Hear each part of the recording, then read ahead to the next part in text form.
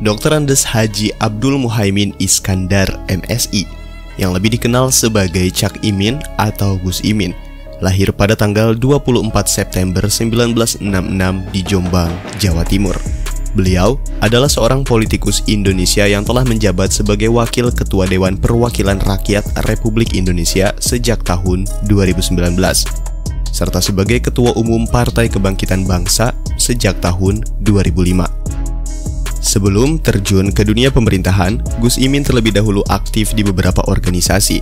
Karir pemerintahannya dimulai ketika beliau terpilih dan menjabat sebagai Wakil Ketua Dewan Perwakilan Rakyat dari tahun 1999 hingga 2009. Selanjutnya, beliau juga menjabat sebagai Menteri Tenaga Kerja dan Transmigrasi antara tahun 2009 hingga 2014 di bawah kepemimpinan Susilo Bambang Yudhoyono.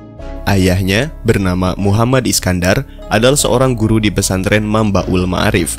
Ibunya Muhasonah Iskandar kemudian menjadi pemimpin pesantren tersebut.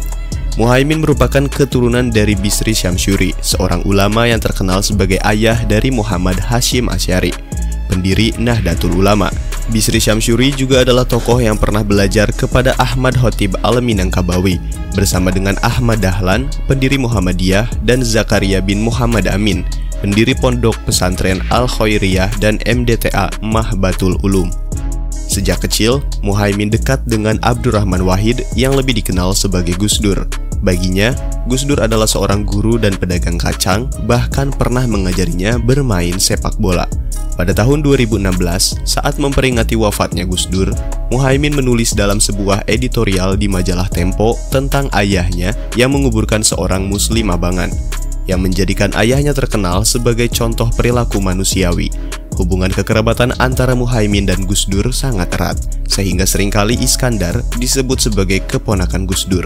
Muhaimin menyelesaikan pendidikan dasar dan menengah pertamanya di madrasah di kampung halamannya, Madrasah Ibtidaiyah Mambaul Ma'arif Denanyar Jombang, dan Madrasah Sanawiyah Negeri Denanyar Jombang. Ia kemudian melanjutkan pendidikannya di Madrasah Aliyah Negeri 1 Yogyakarta dan lulus pada tahun 1985. Selama menempuh pendidikan menengah, Muhaimin juga terlibat dalam kegiatan mengajar di pesantren di mana ayahnya menjadi guru. Pada tahun 1985, Muhaimin mendaftar di Universitas Gadjah Mada di Yogyakarta, memilih jurusan sosiologi, dan ia berhasil meraih gelar sarjana pada tahun 1992. Setelah itu, Muhaimin melanjutkan pendidikannya di Fakultas Ilmu Sosial dan Ilmu Politik Universitas Indonesia, memfokuskan studinya pada manajemen komunikasi mulai tahun 1998. Ia berhasil meraih gelar Magister Sains pada tahun 2001. Pada tahun 2017, Muhaimin dianugerahi gelar Dr. Honoris Causa dalam bidang sosiologi politik oleh Universitas Airlangga.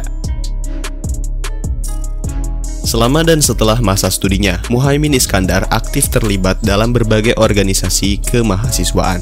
Di Pergerakan Mahasiswa Islam Indonesia, ia menjabat sebagai Ketua Umum Pengurus Besar antara tahun 1994 dan 1997. Selain itu, ia juga pernah menjabat sebagai Ketua Korps Mahasiswa Jurusan Ilmu Sosial pada tahun 1989 dan menjadi anggota Badan Perwakilan Mahasiswa Fakultasnya pada tahun 1990. Selain aktif dalam organisasi kemahasiswaan, Muhaimin juga terlibat dalam Lembaga Kajian Islam dan Sosial di Yogyakarta, sebuah lembaga yang menjadi rujukan pemikiran Islam progresif pada masa itu. Muhaimin Iskandar menikah dengan Rustini Murtado. Dari pernikahan mereka, Muhaimin dan Rustini dikaruniai 3 orang anak, yaitu Mega Safira, Rahma Arifa, dan Egalita Azahra. Pemerintahan Orde Baru di bawah Soeharto menjadikan Nahdlatul Ulama sebagai bagian dari Partai Persatuan Pembangunan dan membatasi kehadiran Islam dalam politik sambil mempromosikan kehadiran budayanya. Oleh karena itu, pada tahun 1984, organisasi ini menarik diri dari politik praktis. Saat krisis keuangan Asia, Muhaimin menjabat sebagai Ketua Umum PMII sejak tahun 1994. Nahdlatul Ulama menunjuknya sebagai bagian dari tim asistensi pembentukan Partai Kebangkitan Bangsa. Peran Muhaimin adalah menyiapkan anggaran dasar partai. Ia juga diangkat sebagai sekretaris jenderal partai tersebut. Beberapa minggu setelah terpilih sebagai anggota DPR, Muhaimin Iskandar menjabat sebagai Wakil Ketua DPR pada usia 33 tahun. menjadikannya salah satu yang termuda dalam sejarahnya. Dalam jabatannya ini, ia bertanggung jawab atas sektor industri, perdagangan, dan pembangunan. Selama masa jabatannya yang pertama, Muhaimin juga menjabat sebagai ketua fraksi PKB. Koalisi PKB di Majelis Permusyawaratan Rakyat kemudian mengantarkan Abdurrahman Wahid menjadi Presiden Indonesia keempat dalam sebuah pemungutan suara yang dianggap sebuah kejutan oleh The Economist. Di bawah kepemimpinannya, PKB mendukung terpilihnya kembali Susilo Bambang Yudhoyono pada tahun 2009. Pada tahun yang sama, ia terpilih untuk masa jabatan ketiga di DPR. Ia kemudian diangkat menjadi menteri pada Kabinet Indonesia Bersatu sebagai Menteri Tenaga Kerja dan Transmigrasi. Pada usia 43 tahun, ia menjadi menteri termuda di kabinet. Karena jabatannya tersebut, ia mengundurkan diri dari jabatannya di DPR. Pada Kabinet Kerja Jokowi, Kementerian Tenaga Kerja dan Transmigrasi diubah namanya menjadi Kementerian Tenaga Kerja dan Muhaimin digantikan oleh Hanif Dakiri. Muhaimin juga terpilih menjadi anggota DPR untuk keempat kalinya dengan perolehan 116.000 suara.